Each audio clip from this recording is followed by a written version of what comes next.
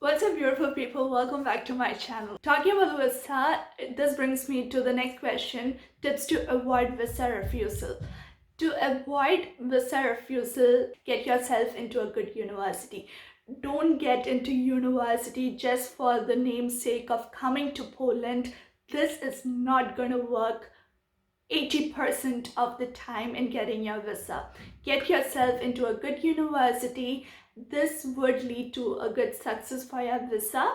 The second thing is your Ielts. If you haven't done your English, your high school or your bachelor's or anything in English, you need your Ielts score. This would really benefit your visa procedure. This is because you have an interview session. Without passing that interview session during the visa applying stage, you wouldn't get your visa for sure. So there's no way of escaping that procedure. So you need to know English, learn English. Even if you come here, you really need English to survive. Otherwise, learn Polish. Better chance to get your visa. And the third could be sincere in submitting your documents. Whatever documents you're submitting, make sure you are sincere in that. Second, make sure you are putting up perfect and the best proof to support those documents, because these are some reasons because of which you could have a visa refusal.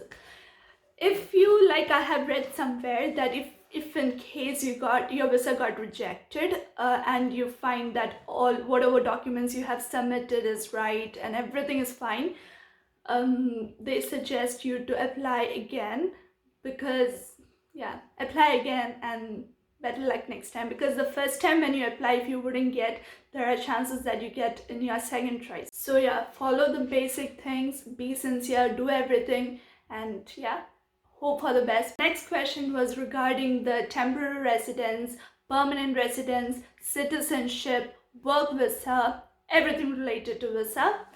To be frank, so far I have only researched really well till the temporary residence. Okay, so first let me take you guys through the different types of visa that you can get and you are capable of getting.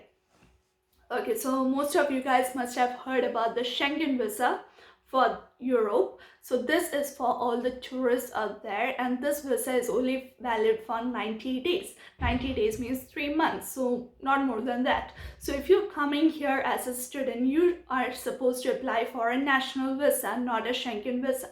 So if you're coming to Poland for your higher education, apply for your national visa. This national visa is only valid for 1 year. Mine is only valid for 11 months. For some people, it is valid for like 1.5 years or something. I'm not sure. I think this depends on your nationality. I think for Indians it is just 11 months. I assume. I'm not sure about this, but this will be only valid for around 1 year. That's pretty much it.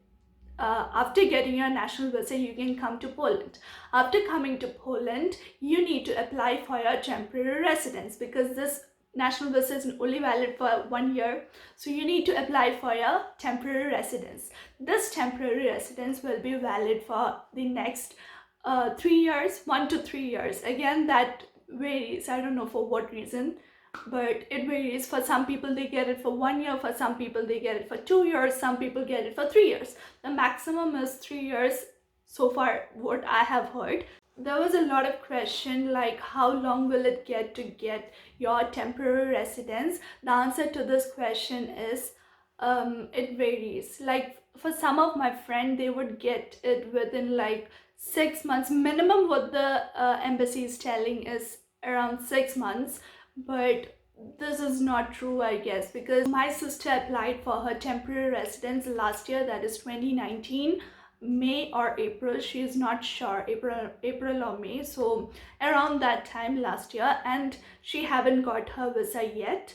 This is in like it's been already 1 year, but you can track your procedures. Okay, so when she tracked, they say that the card is printing, which means everything is over and it's just the printing of card and delivering is left. That's what they say, but we are not sure because of this COVID-19 issue. We don't know what is actually happening, but it took her around 1 year to get her card.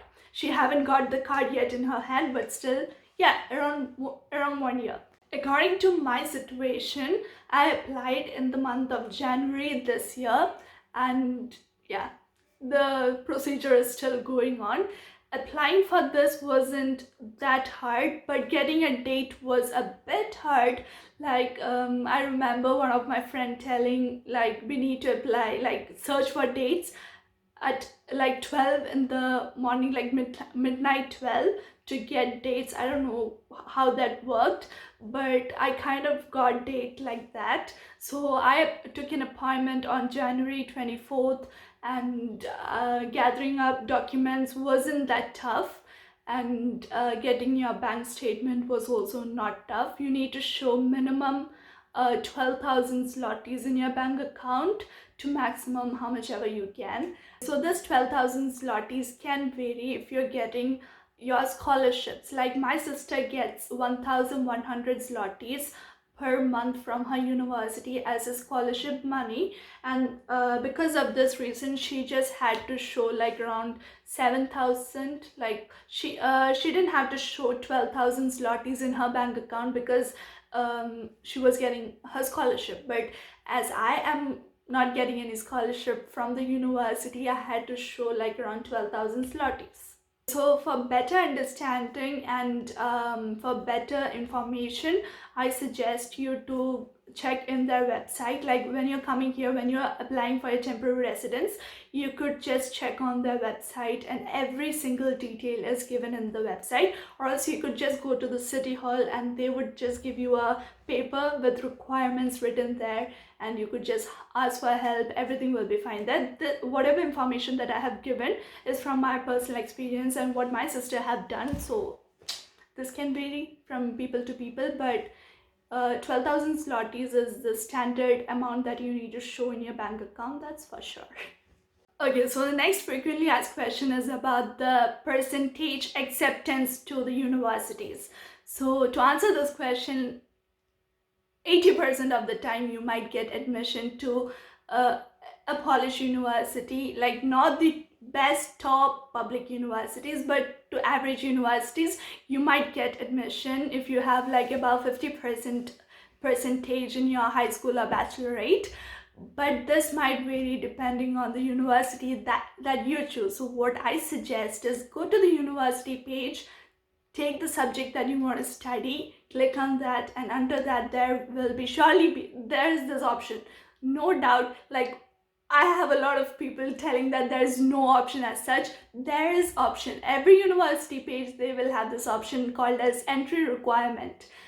Just click on that and you will get every single detail about the language proficiency, the percentage that you need to enter that university for that course. Everything will be there. Even if you have any doubt, or if your percentage is a bit low, or if you don't have a proper language proficiency certificate, you could send a mail to that university and they will do some alterations, I assume. I'm not sure, but they can do some alterations, I guess. So you could just send them a mail and opportunities are better there. And one of the other similar kind of question is, can you explain about the scholarships at the universities? So the same thing, scholarship details are also there in their website. If you can't find it, send a mail to the university. They will give you a lot of types of scholarships that you can get studying in their university. So don't screw up your chances by just depending and listening to other people. You could just send a mail directly and get to know about all these scholarship details directly from them. I think that's the best source of getting to know about these crucial kind of admission requirements. Okay, so the next question is, can we get PR or citizenship post studies? Do you know the appropriate way?